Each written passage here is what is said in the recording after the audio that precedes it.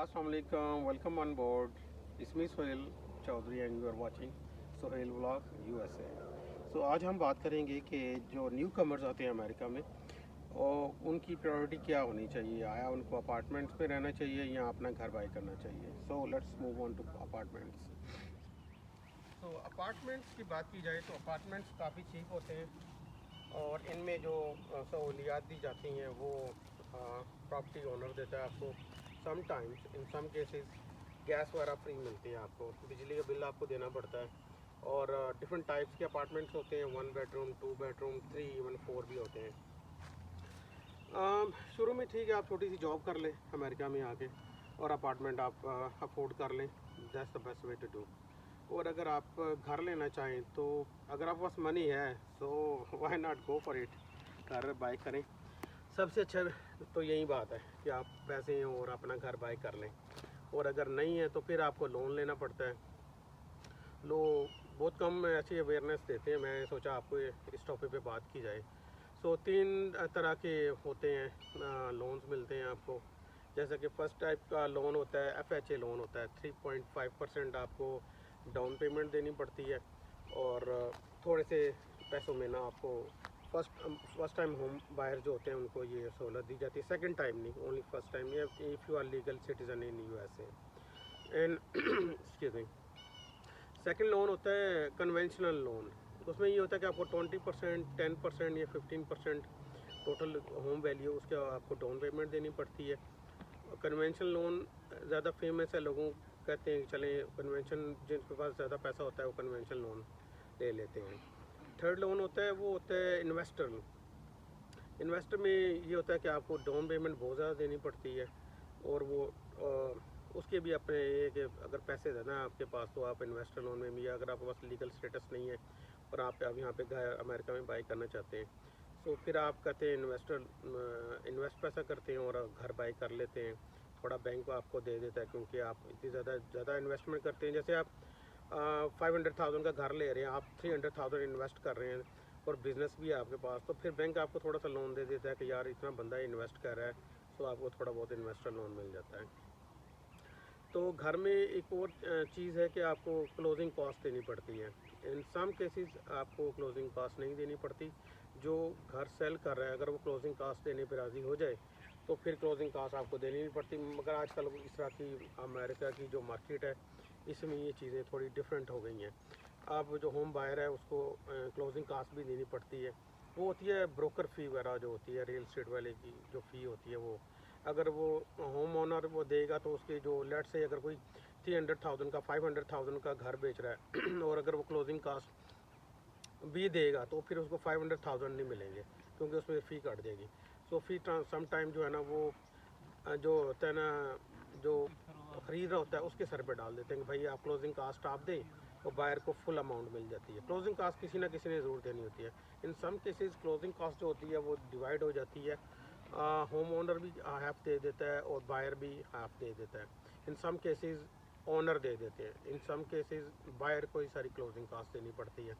सो ये डिफरेंट होता है, it's depend upon your case.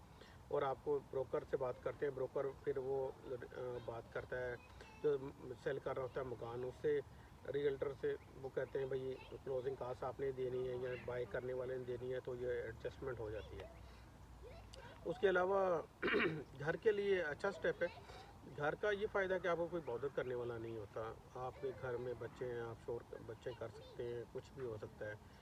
और अगर अपार्टमेंट्स में रह रहे हैं उसका प्रॉब्लम ये है कि जैसे आप सेकंड थर्ड फोर्थ फ्लोर पे रह रहे हैं तो आपके बच्चे अगर जंप शंप मारेंगे, जो ग्राउंड फ्लोर पे जो रह रहे हैं वो कहते हैं भैया आपके बच्चे बहुत शोर कर रहे हैं, दिस एंड दैट। और फिर अपार्टमेंट के डोर बहुत ज़्यादा क्लोज होते हैं।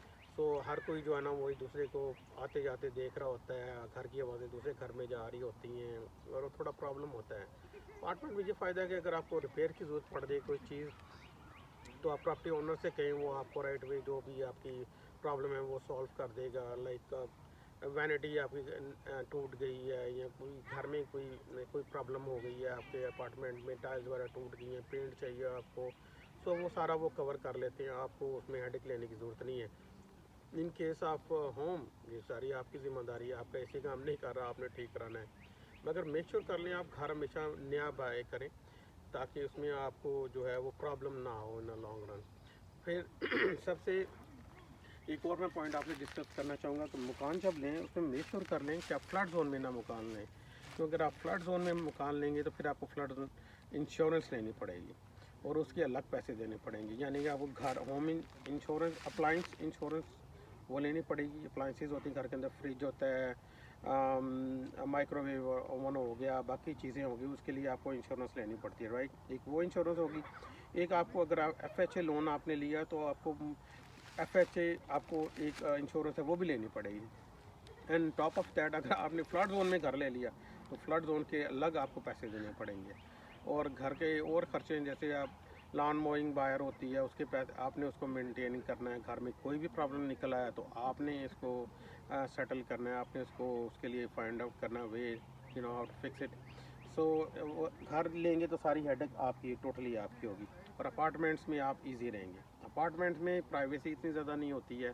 अक्सर मैंने देखा यहाँ पे क्या न्यूयॉर्क और क्या अपना टेक्सास अपार्टमेंट में लोग रहते हैं, उनके घर में चोरियाँ भी हो जाती हैं। जी हाँ, अमेरिका में भी चोरियाँ होती हैं और लोगों के घर में ब्रेक डाउन होते हैं। और स्पेशली जो हमारे लेडीज़ देसी जो हैं, पाकिस्तान, इंडिया, बांग्लादेश की जो लेडीज़ हैं जो कोट पहन के बाहर चलती हैं, लोग देखते हैं स्पेशली ब्लैक नेबरहुड में, वो फिर ब्रेक डाउन करते हैं उनके अपार्टमेंट्स। ऐसे कई वाक़यात हो चुके हैं।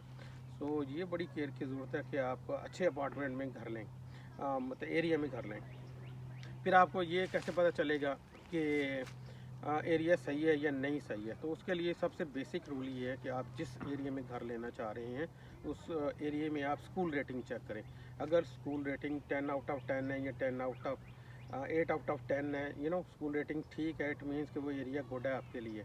अगर स्कूल रेटिंग सही नहीं है तो इट मीन्स कि I am not racist but I am saying if the rating is not good, it means area is not good, it means black people are there और सम कुछ और problem वहाँ पे हो सकती है, तो वहाँ पे आपको ट्रबल ज़्यादा आ सकती है। सो हमेशा जो सेफ़ नेबरहुड है वो आप अपने बच्चों के लिए, अपने के लिए रहने के लिए चूज़ करें, क्योंकि अगर से एरिया सेफ़ होगा आप पीस ऑफ माइंड रहेगा, राइट। और अगर एरिया सेफ़ नहीं होगा आप काम पे भी होंगे, आपको टेंशन लगी रहेगी। और even know doubt security camera लोगों ने लगाए हुए हैं, मगर सिक्योरिटी कैमरा भी बाद में पुलिस आएगी, वर्किंग करेगी, ये हुआ था, वो हुआ था, हेडिक बन जाएगी, अल्लाह ना करे कोई नुकसान हुआ तो वो भी हो जाता है। लोग दे डोंट केयर, आते हैं, रॉबरीज करते हैं, लोगों को हार्म करके चले जाते हैं और कैमरे में पता चल जाता है, मगर उस वक्त तक डैमेज हो चुका होता है। So always proper secure area जो है ना वो अपने लिए, अपनी फैमिली के लिए चूज़ करें। वैसे ऐसे एरिया भी देखें जहाँ पे चलें हॉस्पिटल्स करीब हों, मार्केट करीब हो, आपको सहूलियात जो हैं जैसे बिग स्टोर्स जो हैं वो करीब हों, वॉलमार्ट हो गया, क्रोगर हो गया, कास्को हो गया। अब डिफरेंट स्टोर होते हैं डिफरेंट स्टेट्स के अंदर। सो आप देख लेंगे आपको सहूलतें कितनी करीब मिल रही हैं। वॉकिंग डिस्टेंस भी हो तो बहुत अच्छा है। वो वॉकिंग डिस्टेंस नहीं है, एटलीस्ट आपके पास यहाँ पे गाड़ी, मोटर बाइक कुछ ना कुछ तो होना चाहिए ताकि आप जाएँ और ग्रोसरीज वगैरह कर सकें। सो ये थी आज की वीडियो। इंशाल्लाह मैं नेक्स्ट वीडियो में इससे रिलेटेड कुछ और टॉपिक्स आपसे डिस्कस करूँगा। होपफुली आपको ये वीडियो पसंद आएगी। अगर आप आए तो please like and share and subscribe. Thank you, bye bye now.